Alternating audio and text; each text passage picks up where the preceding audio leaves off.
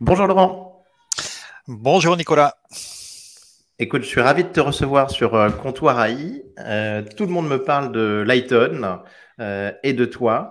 Depuis notamment que j'avais fait un petit tweet sur un petit post LinkedIn que Yann Lequin avait retweeté sur les enjeux un peu de souveraineté par rapport à la France, d'avoir nos propres des modèles français, des LLM français ou européens. Et là-dessus, bah, en fait, il y a une réponse qui est remontée très souvent, c'était bah, va voir Lighton, c'est exactement ce qu'ils font.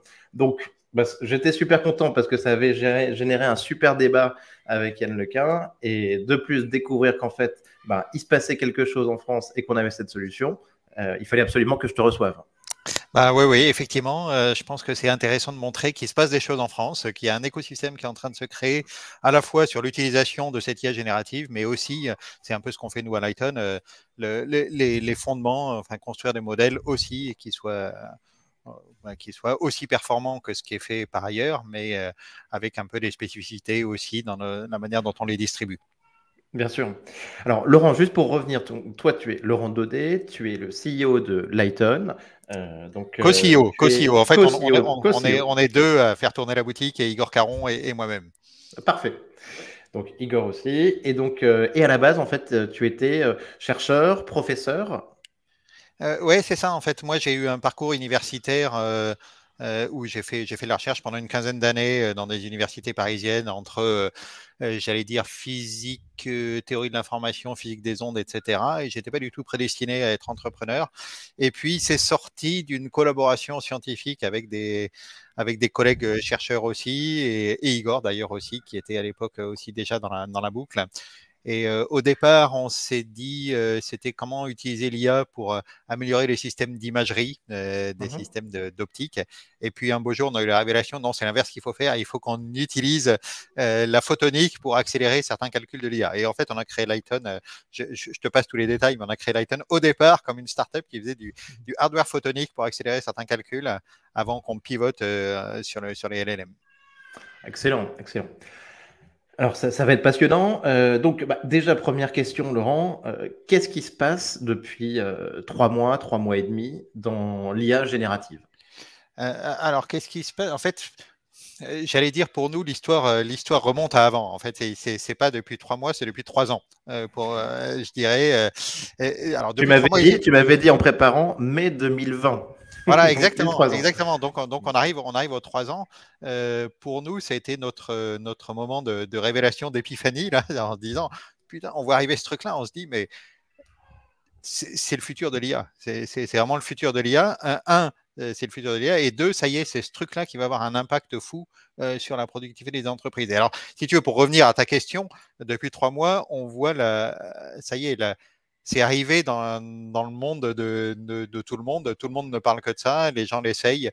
Dans les entreprises, ils sont passés du mode de découverte de la techno à ça y est, non, maintenant on est prêt à passer en prod sur des cas d'usage très concrets, que ce soit des cas d'usage, enfin on peut en parler plus tard aussi, mais on parle à des gens qui veulent utiliser ces IA pour du marketing, pour du service client, pour de la R&D, pour des services de production, pour de la planification. Enfin, c'est super divers en termes de cas d'usage et ça vient maintenant.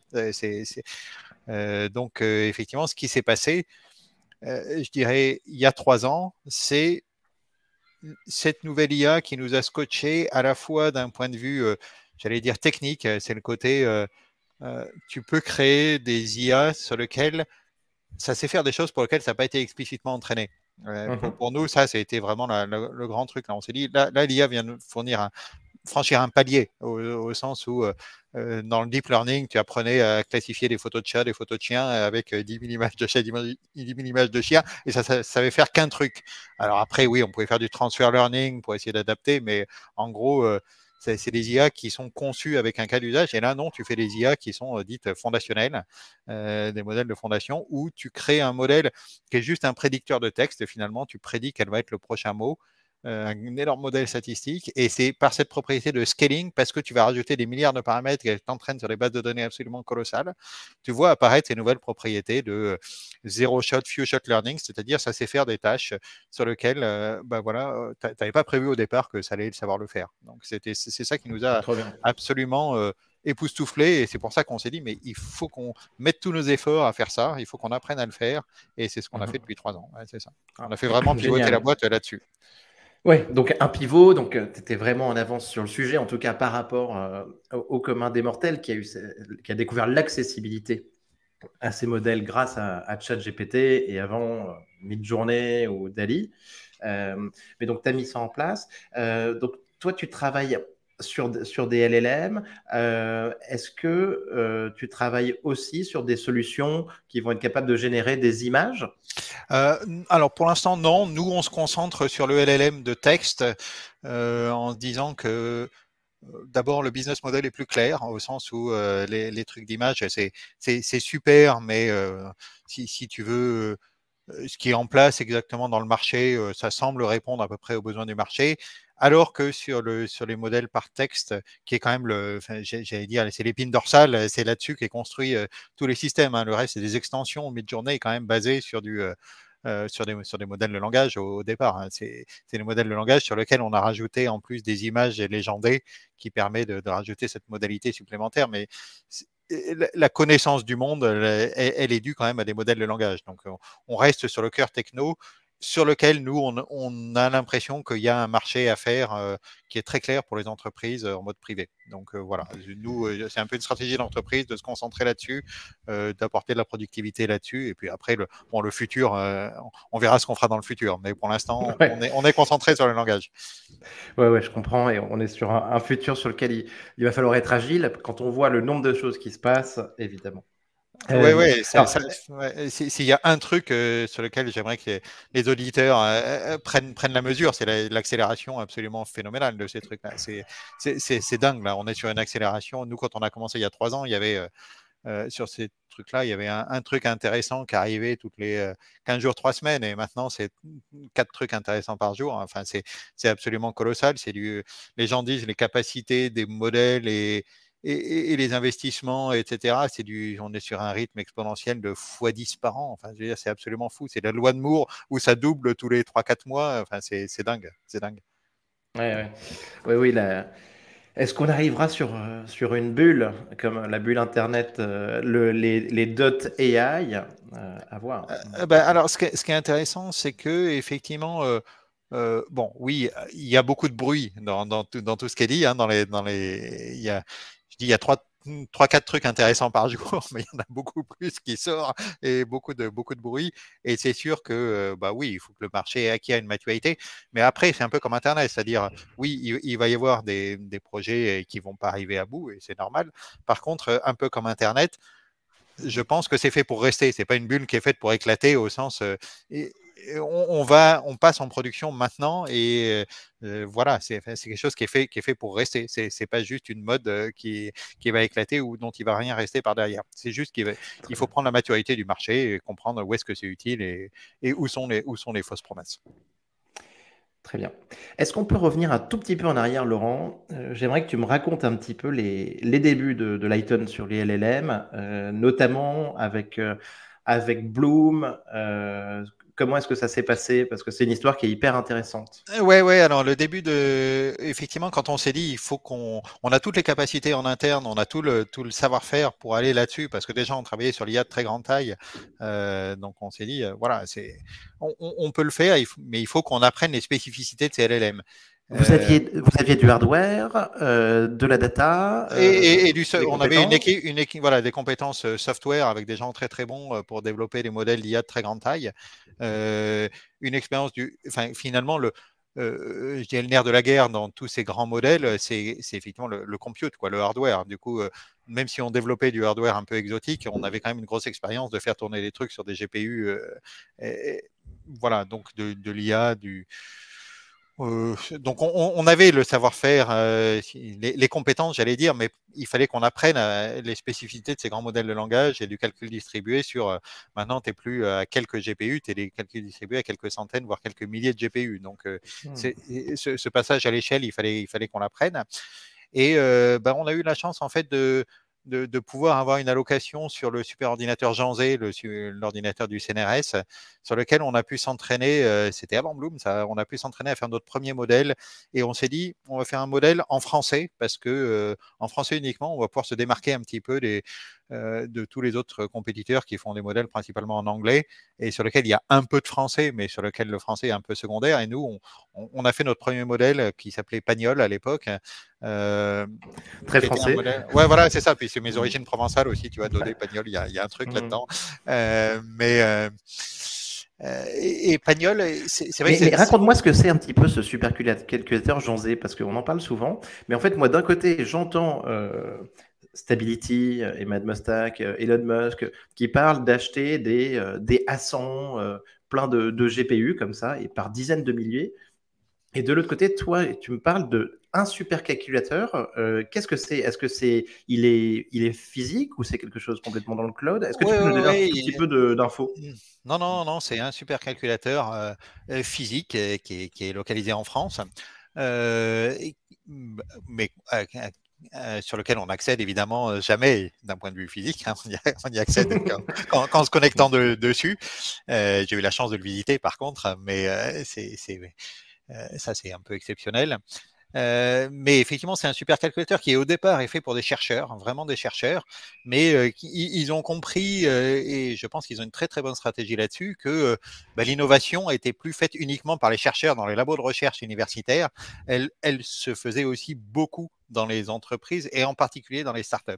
Et du coup, ce qu'il dit, c'est pour faire bénéficier tout l'écosystème français, ils ouvrent le supercalculateur qui au départ était conçu pour les chercheurs du CNRS, mais ils l'ouvrent aussi pour de la recherche, hein, c'est pas pour la production, mais pour la recherche, ils l'ouvrent aussi aux startups et aux entreprises plus grosses aussi qui veulent faire des projets de recherche dessus. Du coup, nous, quand on a dit, nous, on voudrait faire un modèle de langage en français et après, c'était pour faire, on a fait une publication dessus, on a rendu une partie du code des modèles publics, etc. Donc, c'était vraiment pour faire de la recherche, mais ils nous ont dit, OK, on vous donne tel un quota d'heures dessus et on a pu s'entraîner à faire tourner nos premiers modèles dessus. Gratuitement en plus. Oui, ouais, gratuitement, Génial. gratuitement. Non, effectivement, pour la recherche, hein, Ah oui.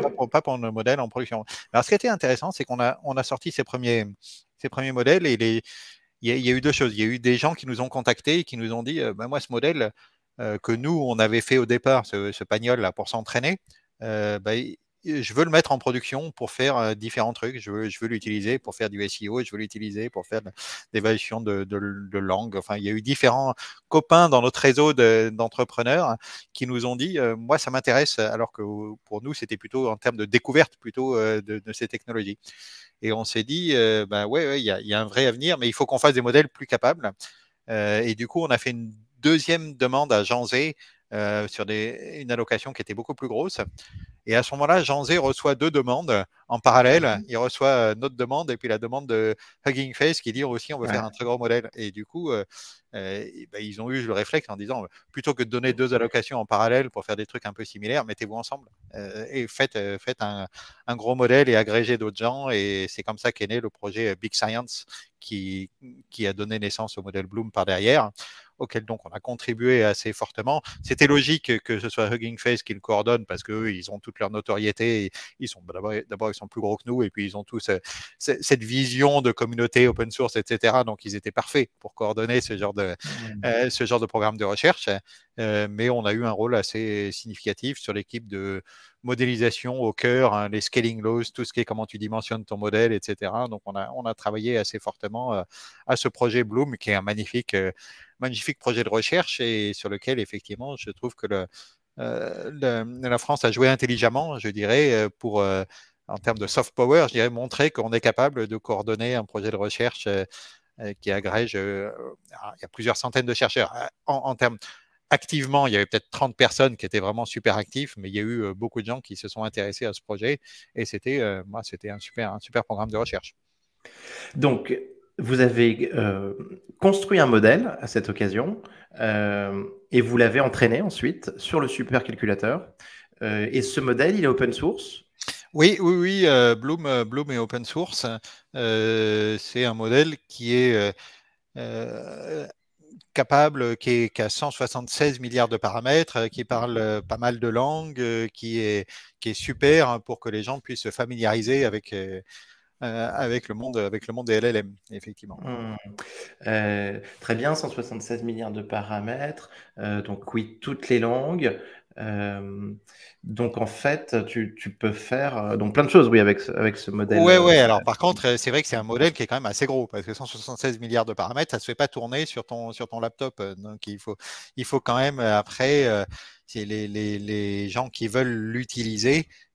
Soit tu peux le tester il y a différentes API où tu peux le tester, mais si tu veux vraiment l'utiliser chez toi, chez tes serveurs, tu peux récupérer tout ça, bien sûr, mais il faut quand même du bon serveur, quoi. Donc c'est pas forcément après. Je pense qu'après, pour passer en production, il faut des modèles qui sont peut-être plus petits, il faut des modèles qui sont plus spécialisés, etc. Alors, Bloom, c'était conçu comme un modèle, comme un programme de recherche, et pour ça, ça a parfaitement rempli son rôle. Sur des cas d'usage très concrets, il y a peut-être aussi d'autres alternatives à considérer. D'accord. Et donc Lighton est construit sur Bloom? Non.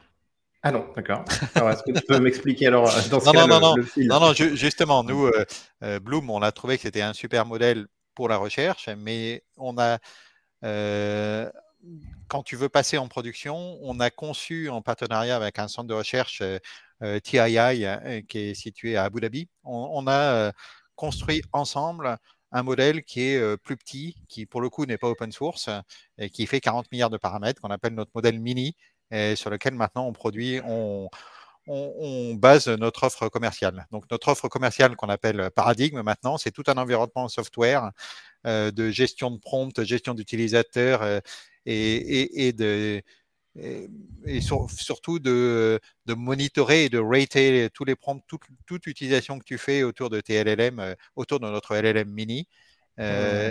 et qui permet aux entreprises d'avoir ces modèles-là on-premises, mais avec des serveurs qui sont plus petits, plus raisonnables qu'un modèle. Enfin, 40 milliards de paramètres, ça demande des bons GPU, mais enfin, c'est quand même pas un truc monstrueux. C'est beaucoup plus rapide en inférence aussi que quand tu veux faire tourner Bloom. Tu peux avoir plein d'utilisateurs en simultané qui font des requêtes sur le modèle. Et surtout, on a toute une plateforme qui permet de loguer toute l'interaction, et ce qui fait que après, tu peux faire du fine-tuning sur tes cas d'usage par rapport à ce que tu as fait, par rapport à là où tu as été content, par rapport à là où tu n'as pas été content d'ailleurs. Tu peux mettre un downvote quand tes complétions ne sont pas contentes, ce qui fait qu'après, tu peux faire du reinforcement learning sur ce que tu as fait et avoir un modèle qui est vraiment custom. Ouais. Ce qu'on a vu sur ChatGPT, où il y avait ces pouces dans un sens ou dans l'autre. Donc ça, c'est sur ton modèle mini, c'est ça, C'est ça, de ouais. Lighton, en fait. Ouais. Oui, donc tu peux noter les réponses qui permet d'avoir un reinforcement learning. Ok, très bien. Exactement, ouais. Je reviens, j'ai retrouvé ma question tout à l'heure, Laurent. C'était juste sur l'entraînement, les données sur lesquelles ça a été entraîné. C'est quoi? C'est du common crawl? C'est l'entièreté d'Internet? Et est-ce que tu peux me répondre au passage aussi sur la question des biais, tu vois, un petit peu? Ouais. Alors, Et je effectivement, parle de Bloom hein, à ce moment-là, peut-être. alors je vais Ouais. te répondre plus précisément parce qu'en fait, les réponses sont assez similaires Ok. sur Bloom et sur ce qu'on a fait pour Mini. C'est principalement, on a passé beaucoup de temps, principalement du cloud, effectivement, du command crawl, hein, comme tout le monde. Mais on a eu une contribution particulière pour dire que le command crawl, il peut te fournir des données de très bonne qualité. Il peut te donner, on a eu une contribution à Neurips là l'an dernier pour montrer que command crawl, si tu fais du filtrage en amont dessus, si tu fais de la déduplication, si tu enlèves tout ce qui est d'abord tout ce qui n'est pas du texte, si tu te limites à des langues. Donc on s'est plus restreint dans Mini, on s'est restreint à 10 langues simplement, hein, pas les 48 de Bloom. Si tu te restreins à certaines langues, si tu enlèves tout le contenu qui est toxique, effectivement. Et donc on a en amont un filtrage de toxicité, ça va un peu répondre à ta question là-dessus. On filtre en amont la toxicité en enlevant tout ce qui est ouvertement, tout ce qu'on veut pas, que tu peux imaginer, tout ce qui est trop publicitaire, hein, etc. Donc c'est vraiment le filtrage, il est plutôt en amont sur la donnée d'apprentissage. Donc on a à peu près une grande majorité de command crawl. Et après, on rajoute à la main des sites comme du Wikipédia, des livres qui sont en accès libre, des forums de discussion, des sous-titres en accès libre, etc., pour avoir du contenu haute qualité. Mais principalement, c'est du command crawl. Ok. Est-ce que ton modèle, il conserve. Est-ce que les sources sont disponibles? Tu veux dire les données d'entraînement? Oui. Est-ce que tu peux remonter en fait jusqu'aux sources en fait pour savoir pour voir s'il y a eu s'il y a des histoires de copyright et comprendre d'où viennent les contenus en fait. C'est pas trop possible là en fait. Non, c'est vraiment tu mets ça dans une grande moulinette et après ça te ressortira pas du Tu peux pas verbatim. remonter sur Non, non. l'article l'article Wikipédia en question quoi. Non, non, après, tu vois, c'est toujours pareil.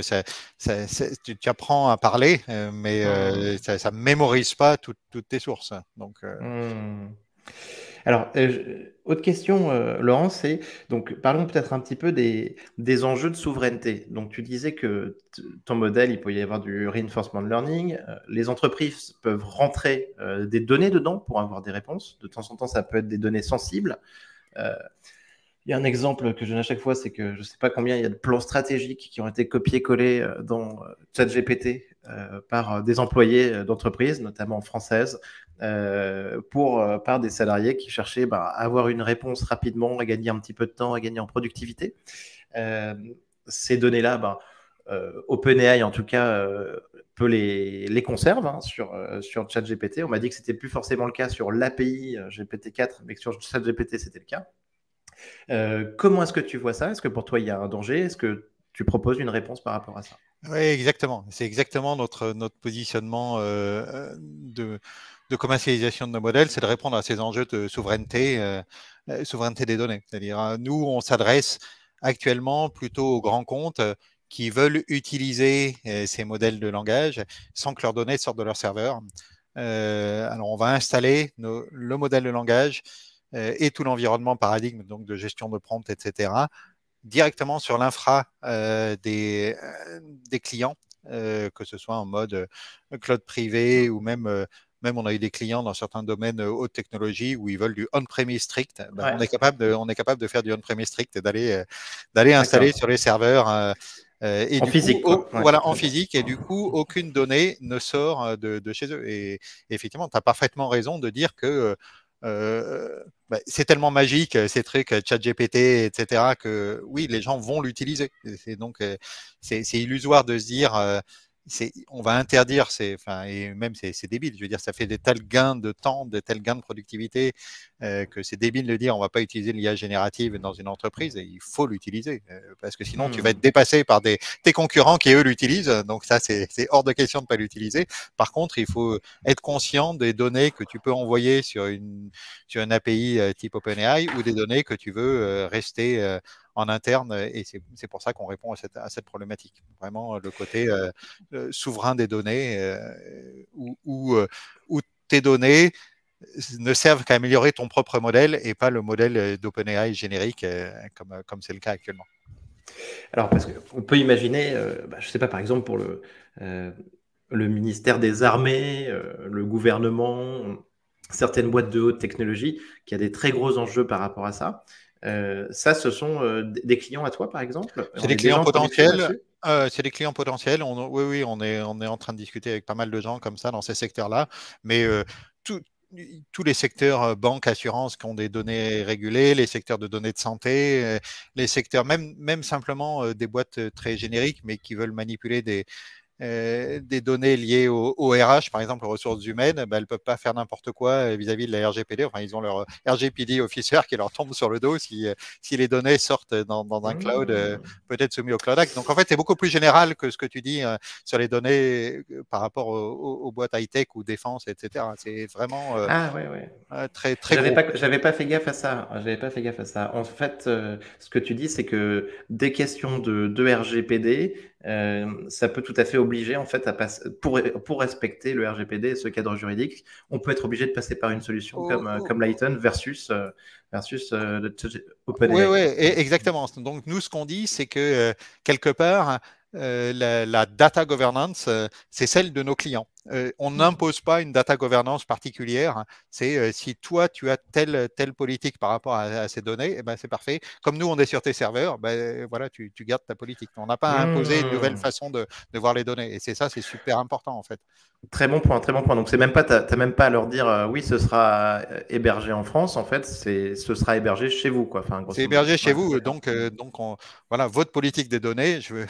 J'ai pas à vous imposer ma politique des données, c'est la vôtre. Hein. Vous en faites ce que vous voulez. Ok, super intéressant.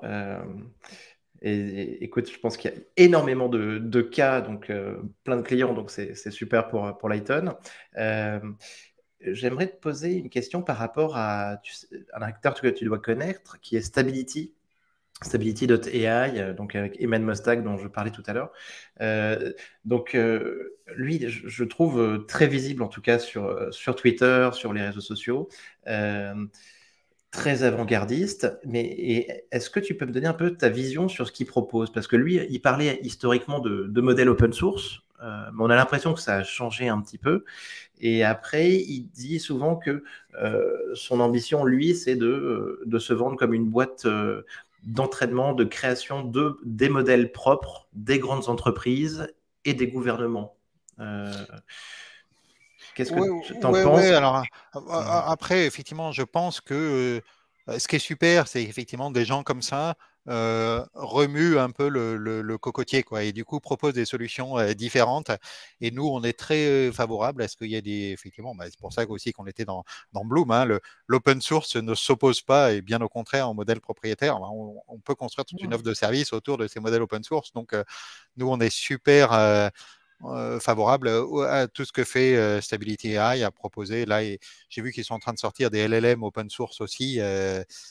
Donc ça, voilà, c'est très bien. Et pourquoi pas avoir une interopérabilité entre les différents open source sur notre plateforme pour de fait que les entreprises puissent, oui, effectivement, je pense qu'on va vers une spécialisation où chaque entreprise à terme aura son propre LLM qui va finalement pouvoir mettre en valeur toute la donnée interne de l'entreprise et même plus que toute la donnée interne de l'entreprise. Sur la donnée, il y avait des chiffres qui disaient que dans une entreprise, je crois que 95% de la donnée n'est pas exploitée, et même parfois plus. Donc là, l'idée, c'est de pouvoir avoir exploité l'ensemble de la donnée d'une entreprise, mais même plus que la donnée, c'est même le savoir-faire. C'est-à-dire que tu parlais tout à l'heure de rédiger des rapports stratégiques. Oui, c'est un savoir-faire de rédiger des rapports stratégiques. Et finalement, quand tu interagis avec une IA, tu vas mettre aussi du savoir-faire de l'entreprise. Donc, la valeur d'une entreprise, c'est ses données, c'est aussi son savoir-faire, peut-être même plus son savoir-faire que ses données. Donc, moi, un peu ma vision à moyen terme, c'est que chacune des entreprises, un peu comme tu dis, un peu comme dit aussi Elad, chacune des entreprises et même chacune des administrations aussi va customiser, avoir sa propre IA qui sera fine-tuner sur ses propres cas d'usage et qui finalement augmentera ses agents et les rendra plus efficaces. Oui, bien sûr. L'accès à la data, super intéressant. C'est une nouvelle manière en fait euh, d'accéder à la data et de travailler avec, quoi, qui change complètement. J'ai interviewé cette semaine, l'épisode n'est pas encore sorti, Guillaume Avrin, le coordinateur national à l'intelligence artificielle, qui m'a parlé de toi en très bien, évidemment, et de Lighton. On parlait avec Guillaume du tweet d'Emmanuel Macron, président de la République, sur ChatGPT, donc sur la question qu'il pose, sur le positionnement de la France sur les questions deep tech, ChatGPT qui répond compétitive, l'Europe. Qu'est-ce que tu en penses? Est-ce que tu penses qu'on est compétitif grâce notamment à des solutions comme la tienne? Alors, on est actuellement, je pense qu'on a les compétences et on est bon sur le cœur technologique, mais la question, c'est est-ce que nos chers dirigeants ont conscience de cette accélération absolument monstrueuse qu'il faut mettre en face? C'est-à-dire que à T0, effectivement, on n'est pas mauvais. Et c'est au moment de rupture technologique, justement, que je veux dire, on ne va pas courir après le cloud, on va pas, enfin, après les chips, on court un peu après, mais pour des raisons stratégiques, on est obligé de le faire. Mais il y a plein de batailles technologiques qui ont été perdues. Là, il y a une nouvelle rupture technologique et c'est maintenant qu'il faut y aller et massivement. Donc, un peu, c'est la question. Moi, c'est très bien. Enfin, je discute beaucoup avec Guillaume Avrin et il nous soutient beaucoup. C'est super. Mais maintenant, c'est est-ce qu'il va y avoir des vraiment des plans stratégiques qui font en sorte que qu'on le reste dans le futur. Donc maintenant, je pense que la partie n'est pas perdue. La partie, on peut accélérer là-dedans, mais il faut vraiment accélérer massivement à la hauteur de ce qui se passe aux États-Unis, bien entendu, avec Ouais. beaucoup de projets publics et privés, mais aussi en Chine, mais aussi au Moyen-Orient, etc. Donc le monde se réveille et c'est ce qui est important, c'est aussi de comprendre que les constantes de temps sont absolument dingues. Hein. C'est vraiment du x10 par an en termes Ouais, de à tous les niveaux. capacité. Enfin, c'est dingue, c'est Capacité, dingue. investissement, bien sûr. Ouais. Donc, il faut que, voilà, que les gens comprennent qu'on est vraiment dans une course absolument effrénée et mondiale. Et, et alors, bon, ce qui est intéressant aussi, c'est de voir l'articulation entre une stratégie qui serait purement nationale et une réponse qui peut être à l'échelle européenne aussi. Je voyais Ouais. aussi des discussions avec le EU AI Act ou des discussions sur la place de l'IA générative par rapport à la régulation européenne qui sont aussi qui vont aussi déterminer notre place dans le futur, Bien sûr, la place de bien l'Europe dans le sûr. futur. Ouais. Et Hack donc pour 2025, et oui, oui, un cadre juridique qui va être posé, qui va être très important. Un cadre juridique qui va être posé. La grande question, c'est est-ce que ces IA génératives sont classifiées comme des high-risk technologies parce que bien sûr, de fait, oui, on peut faire de la désinformation, on peut créer des malwares, on peut, enfin, il y a tout, il y a plein de cas d'usage qui sont effectivement bien identifiés, qui sont absolument à bannir. Nous, un peu la position qu'on essaie de pousser, c'est de dire qu'il faut découpler la base technologique du cas d'usage. Enfin, il faut une sorte de partage de responsabilité. Tu peux pas. Hmm. Imagine que enfin, je sais pas, je prends toujours l'analogie de la voiture. Ok. Une voiture, c'est important d'avoir de la réglementation pour la qualité des freins, la qualité des ceintures de sécurité et des pare-chocs. Ceci dit, dans la majorité des cas, des accidents, c'est parce que c'est une connerie humaine. Enfin, c'est le conducteur qui a fait une bêtise. Donc, il y a une sorte de partage de responsabilité sur les accidents. Oui, la voiture, ça tue des gens. Hmm. Et pareil, l'IA peut avoir des usages qui sont euh, potentiellement catastrophiques, Bien sûr. mais tu ne peux pas garantir en amont, en tant que fabricant d'IA générative, intrinsèquement, un modèle n'est pas méchant ou gentil. Intrinsèquement, un modèle n'est pas. Tu ne peux pas garantir qu'un modèle ne sera pas utilisé pour faire des utilisations néfastes. Ce qu'il faut, c'est qu'il y ait ce partage de responsabilité justement entre celui qui crée la technologie, qui doit apporter certaines garanties, bien Hmm. entendu, mais ces garanties doivent se juger à l'aune du cas d'usage et c'est finalement l'utilisateur final qui va le déployer, qui doit aussi s'assurer que ou offrir des garanties sur Bien l'usage sûr. qui ne sera pas effectivement, si c'est pour des ressources humaines, bien entendu, il faut limiter, il faut apporter des garanties qu'il n'y aura pas tous les biais qu'on imagine. Si c'est pour du diagnostic médical, bien entendu, moi je suis très content qu'il y ait des réglementations qui poussent à ce que s'il y a du diagnostic médical, qu'il y ait de la certification qui soit faite. C'est hyper important. Hmm. Mais vraiment sans penser qu'à d'usage et pas penser sur ces technos en amont.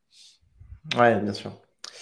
Euh, dans le prolongement, Laurent, je pense que tu as vu donc la proposition sur Future of Light, Future of, of Life, d'un moratoire donc de 6 mois sur les modèles plus puissants que GPT-4 par Benjo, Elon Musk, tout un tas de signataires. Qu'est-ce que tu en as pensé de ce moratoire et de cette proposition d'arrêter les travaux pendant 6 mois? Bah, écoute, moi, je suis. Alors, d'abord, un peu comme tout le monde, on peut dire que de toute façon, c'est irréaliste et ça n'aura pas lieu. Et d'ailleurs, Elon Musk, une semaine après, lance sa propre startup d'IA. Clairement. Après, non, ça pose un certain nombre de questions très intéressantes. Ça veut dire qu'effectivement, ça va tellement vite que les gens, c'est super dur de suivre et effectivement, toutes les questions éthiques euh, c'est très difficile de se dire que ça va suivre à la vitesse de développement de technologie.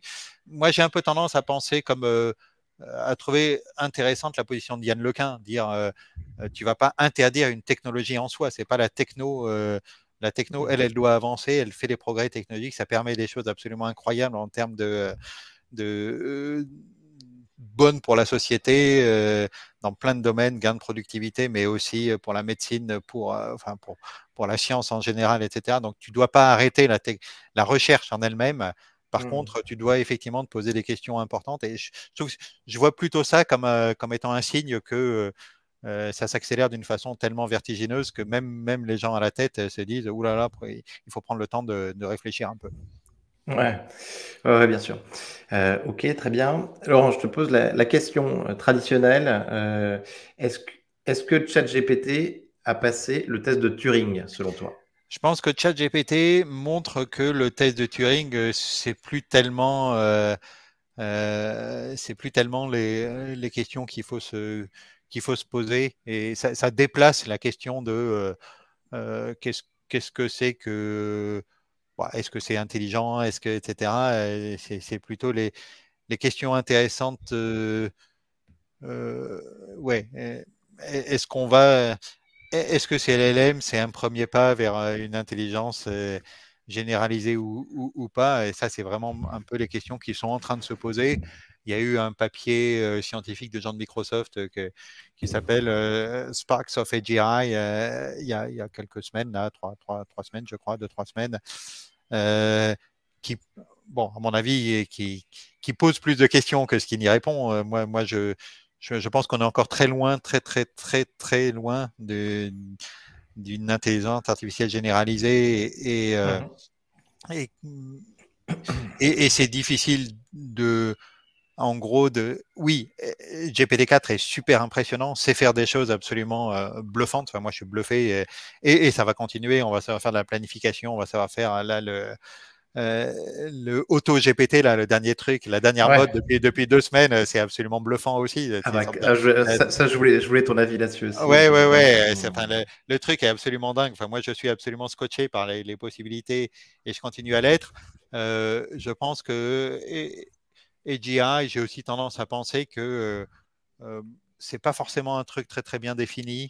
Enfin, trouve-moi une définition de l'intelligence, je suis pas bien sûr.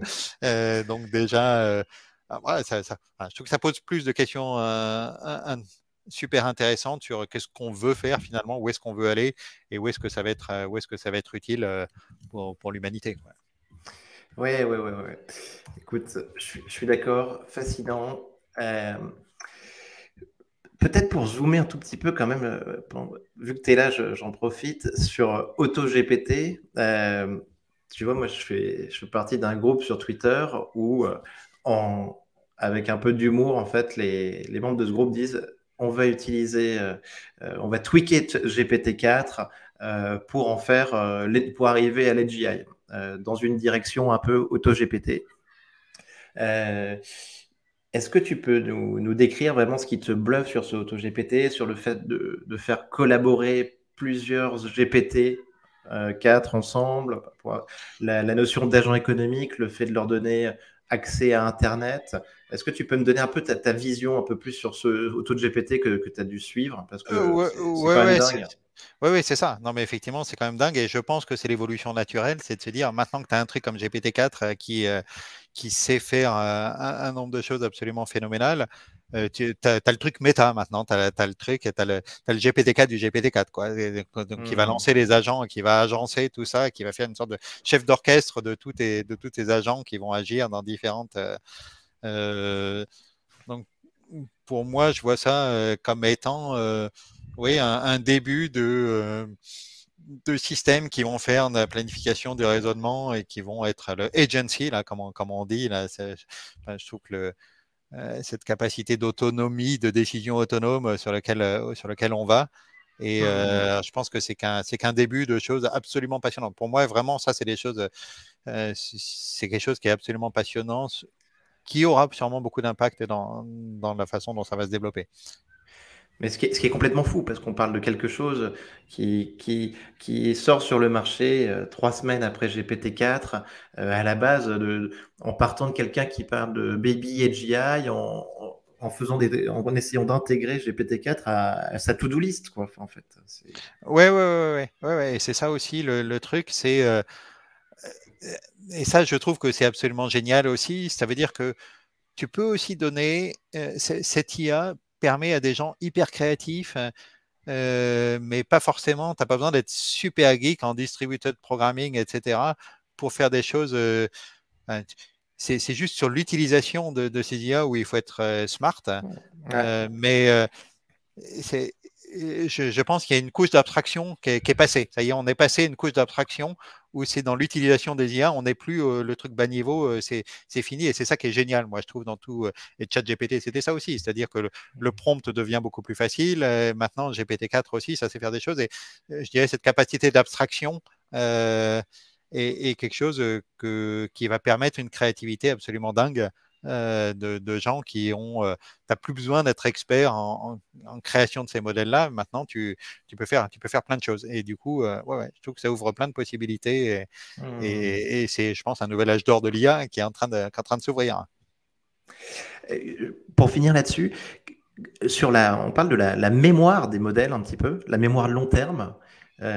Comment tu vois ça? Aujourd'hui, c'est une contrainte, grosso modo, parce qu'on a des réponses en fait qui sont un petit peu sans mémoire, enfin mémoire poisson rouge. Est-ce que tu penses que ça, on va pouvoir le dépasser? Ouais, là, il y a effectivement beaucoup de choses dessus. Alors, je peux commencer aussi par quelque chose qui n'est pas tout à fait la question que tu poses, mais aussi la question du fait que quand tu entraînes sur un command crawl, tu fais finalement un snapshot et puis tu as un snapshot qui est de l'Internet à avril 2023 et puis finalement ton modèle, il ne connaît pas, etc. Moi, je pense que en parlant de mémoire, il est important de comprendre comment tu peux faire des LLM qui vont se mettre à jour par rapport à l'actualité. Et ça, c'est important aussi, sans avoir à refaire de l'entraînement from scratch.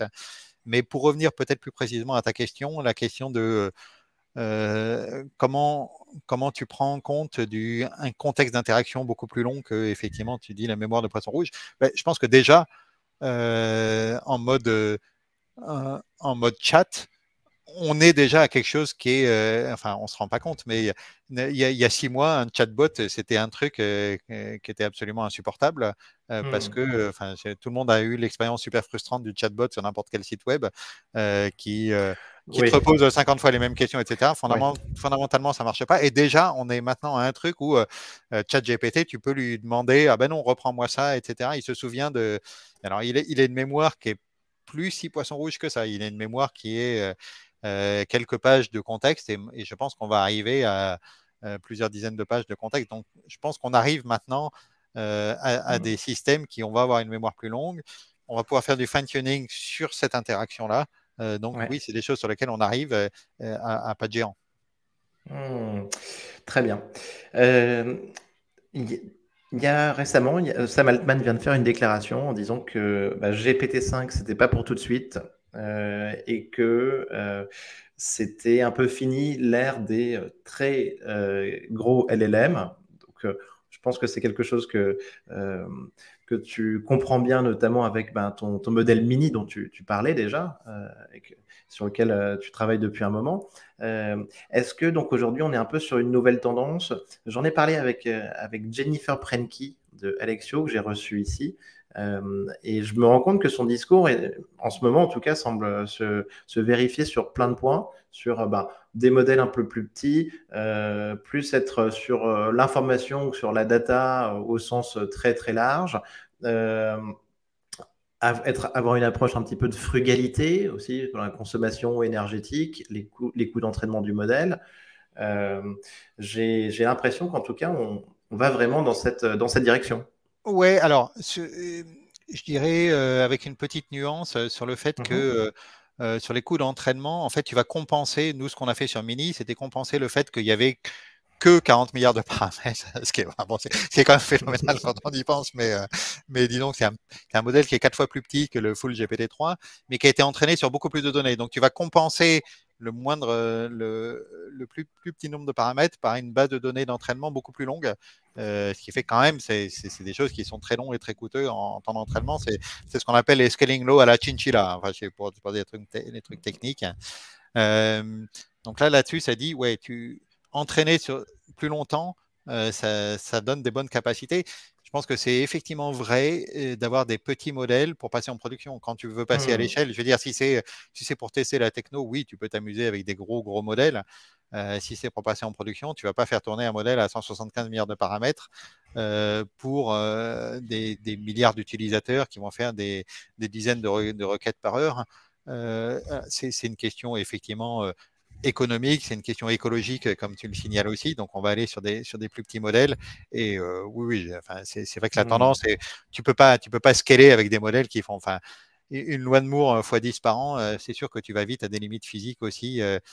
Tu faire des modèles qui sont à l'échelle de data center. Par contre, je pense que les très très gros modèles ont quand même de l'intérêt aussi pour aller d'abord vers la recherche pour avoir des modèles qui sont de plus en plus capables, etc. Et ça, c'est extrêmement fascinant. Ça. Il va continuer à y avoir des gros modèles, mais qui ne seront pas destinés à être mis en production, qui seront destinés peut-être à apprendre à être distillés dans les plus petits modèles. Donc, je pense qu'il va y avoir coexistence. On va y avoir des découplages finalement des très gros modèles qui sont là pour faire de pathway to AGI, vraiment le côté être de plus en plus capable de faire des choses absolument extraordinaires. Et après, tu vas pour passer en production, pour des cas d'usage réels, pour des milliers ou des milliards d'utilisateurs, tu as des petits modèles qui sont faits peut-être sur des cas d'usage plus spécifiques, sur des corpus plus spécifiques, etc. Okay. Je pense qu'on va continuer quand même à avoir des très gros modèles, mais pas forcément. Ça va pas forcément être la référence, vers quoi tout le monde va. Oui, je comprends. Très clair. Laurent, selon toi, est-ce que tu imagines des grandes possibilités, découvertes scientifiques notamment, à venir grâce à ces LLM à plus ou moins court terme, quoi?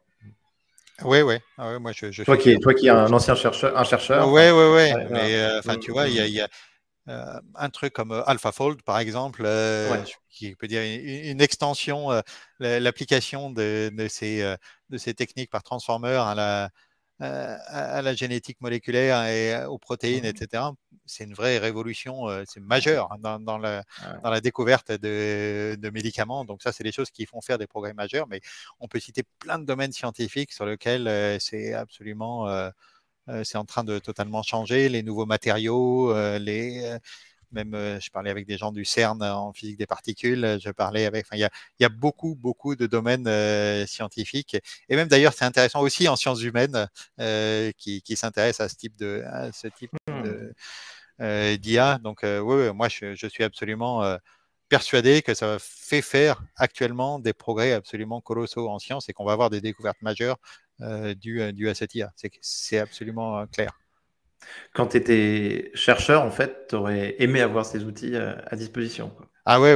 Non, mais c'est sûr, c'est en train de totalement changer la science, changer la façon dont on appréhende la donnée. La donnée expérimentale n'est plus juste là pour valider une théorie, mais elle est là aussi pour nourrir des IA qui vont extrapoler, Enfin, c'est fou. C'est une autre façon de faire la science. Hein. C'est vraiment le chercheur assisté par l'IA. C'est en train de révolutionner. Il y a des pans de recherche entiers qui sont en train d'être révolutionnés par ce type de technologie. Ah, génial, merci. Écoute, on est très enthousiaste là-dessus, ça va être génial. Laurent, la dernière question, c'est est-ce que tu as un livre ou un film de science-fiction à nous recommander? Alors moi, je dirais la science-fiction en général, celle qui parle d'IA, moi j'adore pas. J'ai essayé de revoir Tron, par exemple, et je trouve que Mhm. enfin, personnellement, je trouvais que c'était regardable. Ça a trop vieilli, quoi, alors que c'était un film que j'avais adoré dans ma jeunesse. Et par contre, s'il y a un film, au contraire, qui était déjà ringard à l'époque, mais qui, je trouve, a bien vieilli, c'est un film que j'aime beaucoup, qui s'appelle Le Voyage fantastique de Richard Fleischer. Hein. C'est le mec qui avait fait Soleil Vert, par exemple. Hein. Ouais. C'est un film où, tu sais, c'est des chercheurs qui arrivent à faire une mini capsule de quelques Mhm. millimètres qui arrivent à se réduire et qui pourraient voyager dans le corps humain. C'est un truc où tu as des effets spéciaux super cheap avec des draps, etc. Mais que j'avais adoré dans ma jeunesse. Ouais. Et que je trouve finalement, c'est ce truc-là, le voyage dans le corps humain et le lien avec la biologie, etc. Ça reste des trucs super actuels. Et Mhm. c'est voilà, moi c'est Très cool. de trucs un peu enfin, j'ai low cost en termes d'effets spéciaux. C'est un film des années 60, hein, mais ouais, pour moi c'est ça la science-fiction, c'est un truc qui est pas forcément les effets spéciaux les plus flashy, mais réfléchir sur pas mal de choses. Je trouve que sur l'IA, souvent les gens sont trop plantés. On fait Ouais. des trucs tellement un peu décalés, etc. On voit que l'IA maintenant va dans des directions qui étaient pas forcément celles qui étaient imaginées.